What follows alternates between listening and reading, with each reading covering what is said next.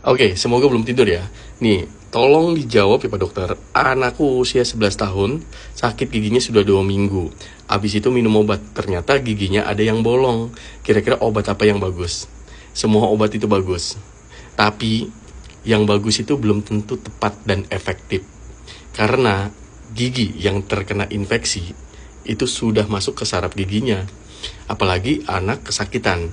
Jangan dibiarkan sampai 2 minggu, baiknya seperti itu, karena akan tumbuh fistul. Coba dicek di gigi anak ibu, ya, ada nggak benjolan di gusi. Kalau misalkan benjolan di gusi itu isinya nanah, berarti itu adalah fistul. Fistul itu akan mengganggu dari pertumbuhan gigi permanennya kelak. Tapi tunggu dulu nih, umur 11 tahun sudah bercampur giginya. Artinya, gigi permanennya sudah banyak yang tumbuh pastinya. Coba dicek deh. Oke, setelah itu caranya adalah tolong bersihkan dengan sikat gigi atau dimotivasi untuk sikat gigi di bagian gigi yang sakitnya. Itu yang pertama. Terus yang kedua, beri minum hangat ya. Beri minum hangat. Bagian gigi yang ada lubangnya itu tolong dibersihkan, lalu jangan tidak dipakai untuk mengunyah. Karena sisi lain yang dipakai untuk mengunyah itu akan bersih, dan sisi yang berlubangnya itu akan kotor dan menyebabkan infeksi. Justru akan menyebabkan infeksi kalau tidak dipakai untuk mengunyah.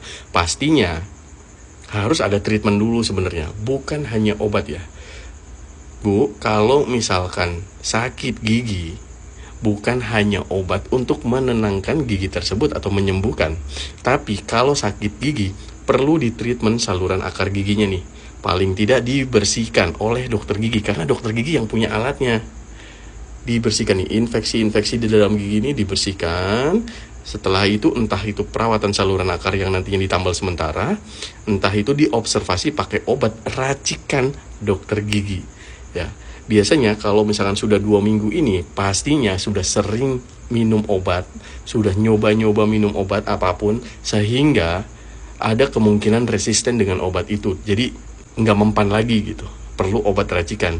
Kalau misalkan yang biasanya dokter gigi kasih tanpa racikan, itu ada amoxicillin sirup, dan pilihannya ada ibuprofen sirup.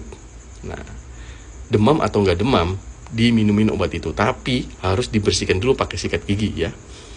Gigi yang berlubangnya ya, bukan obatnya. Terus secepatnya di treatment ke dokter gigi, karena akan percuma minum obat terus, dan kita sebagai orang tua kasihan ke ginjalnya apabila minum obat terus ya. Anaknya takut dok, dimotivasi ya, dimotivasi, dicarikan dokter gigi rekomendasi yang enak, yang bisa konsultasi, yang humble ya. Ada mungkin dari teman saudara, ibu ada di mana, misalkan ada di kota mana, tanyakan, oh dokter A ini enak, dokter B ini enak. Nah, itu akan memotivasi anak. Karena kalau misalkan sudah berlubang gini, harus waspada ya bu. Karena apa? Nih, gigi berlubang bisa mengganggu gigi permanennya tumbuh. Bisa jadi gigi permanen tumbuh itu sudah ada lubangnya nantinya. Oke? Jadi kalau misalkan masalah kesehatan gigi anak apalagi yang berlubang sudah lama seperti ini, berarti sudah masuknya ke kronis. Jangan deg-degan lagi, kronis atau akut, datang aja ke dokter gigi. Itu solusinya. Kalau misalkan minum obat terus, bahaya ya, nggak baik juga. Kalau misalkan ke apotek minum obat apa, pasti dikasih karena apotek itu jualan.